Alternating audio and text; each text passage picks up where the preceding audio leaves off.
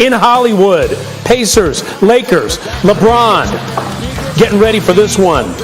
And we focus on Russell Westbrook. Taking the fourth quarter, 7:34 remaining. He's got the ball right there. A little spin in the lane. Can't hit the turnaround jumper. That's not the big moment here. Watch Russ on defense. Lackadaisical might be a compliment here. Watch. Caris LeVert gets the ball, drives to the hoop. Not much from Westy. He was benched not long after that. Just over 2 minutes remaining in the fourth. Pacers up 6. Caris LeVert. The three from the wing. 22 points in the fourth quarter, 30 in the game. Next possession for the Lakers. LeBron with the three. And it's Brick City. Lakers lose 111-104. Here's LeBron on Russ after the game. How was Russ after the game? Is that the sort of thing that bothers him?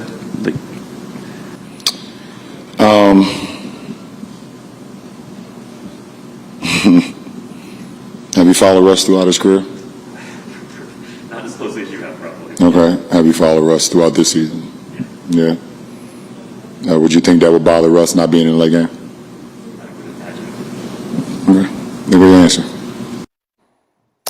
Okay, let's welcome in Stephen A. Smith. Now, Stephen A., I just have... Good to see you. But before I get into basketball, we're going to need an explanation later on why Damian Woody is at his house and his hair ain't combed. We need to talk about that another time. I mean, I don't understand it. I mean, the hair's a little wild. Now, I don't have an IFB in my ear, Damian Woody, so I can't hear you. What you trying to do, rock a Jerry curl or something? I mean, what the hell is going on? I mean, I'm talking basketball, so I'll get to you later. I just wanted to let you know I noticed that the hair was a little ragged and you need to do better. Never. Okay. Never You heard what I said. You heard what I said. And you would say that if he was in studio. Damn right. Oh, okay. I got a comb. I got a comb for you, Damian Woody. Now let's get back to basketball, bro. Let's go. How you doing? How you doing, man? It's good to see you. I'm good. All right. Just tell me what you make of LeBron's reaction, because also Dave McMenamin had some reporting. Westbrook had left the locker room by the time his teammates were finished showering, foregoing any post-game discussions, similar to what LeBron did a couple days earlier after that blowout loss. What do you make of benching Westbrook? Usually I'm not an advocate of that. You're a professional, show up and do the interview.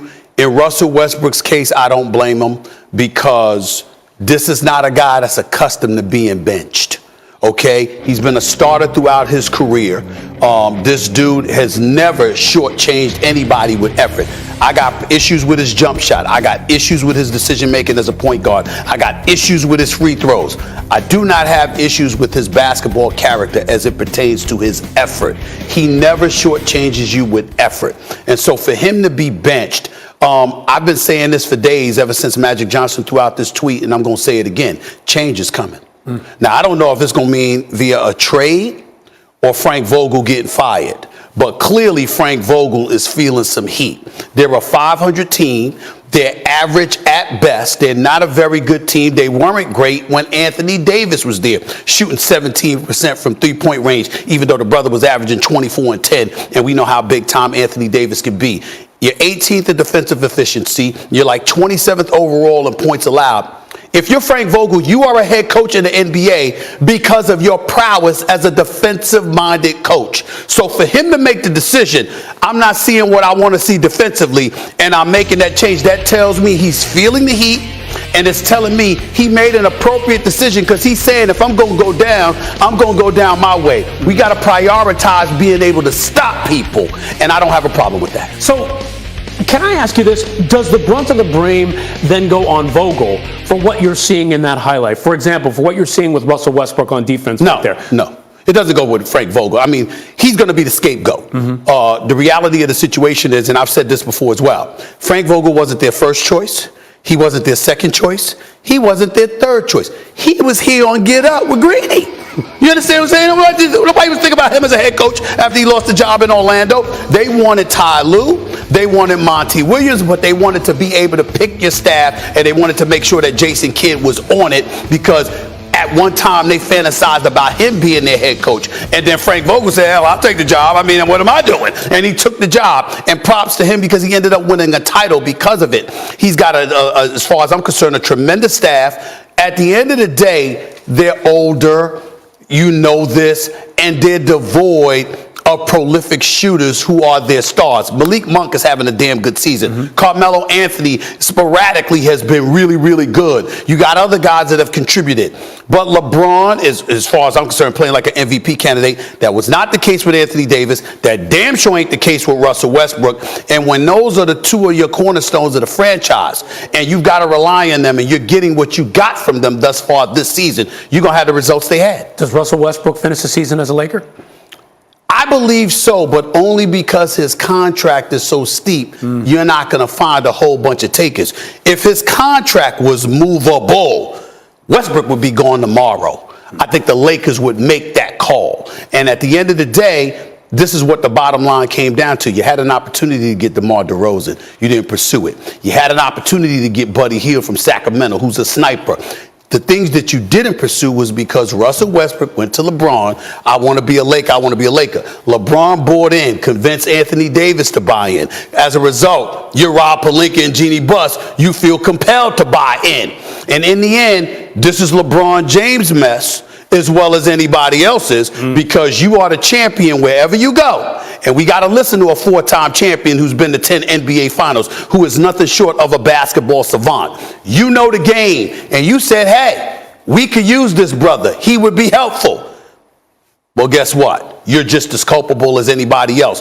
It's just a hell of a lot easier to replace the coach than it's going to be to replace the player. But I can assure you, something is going to happen before the trading deadline. I don't know whether it's a player being moved or it's a coach being fired. But as the Lakers presently stand, this is unacceptable. Magic Johnson put out those cold words on Twitter, put Jeannie Buss's name in it. All I'm going to tell you is I've known Magic Johnson for a quarter century. I don't have to talk to him directly to tell you what he's thinking. I've proven throughout the years I know exactly what the hell he's thinking. That was cold word to Jeannie. Enough's enough. Yep. You got to make a move. A move will be made. You can book it. Ooh. Can't wait to hear you talk about. You're going to be talking about this on First Take. Come on now, it's First Take. Of course. Baby. Can't wait to see that happen. Right. And by the way, you're going to have Woody on too? He got to comb his hair. Because there was big news there. Drama in Hollywood. Pacers, Lakers, that's right. Jay Will's here. He's fired up. LeBron was fired up before this one, taking on the Pacers. But we'll take you to the fourth. 7:34 remaining. Russell Westbrook. Now, just watch him right here. He spins a little bit, takes the jumper, misses it. Now, this is where it gets interesting. Watch the focus on Westbrook on defense. Blow right by him, looks a little lackadaisical right there. The ball works its way around to Karis LeVert, who blows right by him. He does not look lackadaisical. He's not even on the court. Yeah. He's not on the court. And he was on the bench for the rest of the game. And then here's LeVert right here, nailing the three. Now, next possession, Lakers down. LeBron looking for the three. It's a brick. Tough night for the Lakers. They lose 111-104. Listen to LeBron after the game. How was Russ after the game? Is that the sort of thing that bothers him?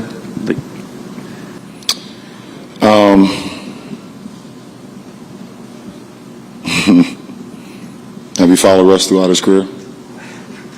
Not as closely as you have, probably. Okay. Have you followed Russ throughout this season? Yeah. Would you think that would bother Russ not being in the late game?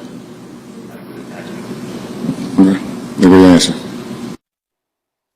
Boy, you can cut that tension with a knife, right? With regards to Westbrook, by the way, this is really interesting.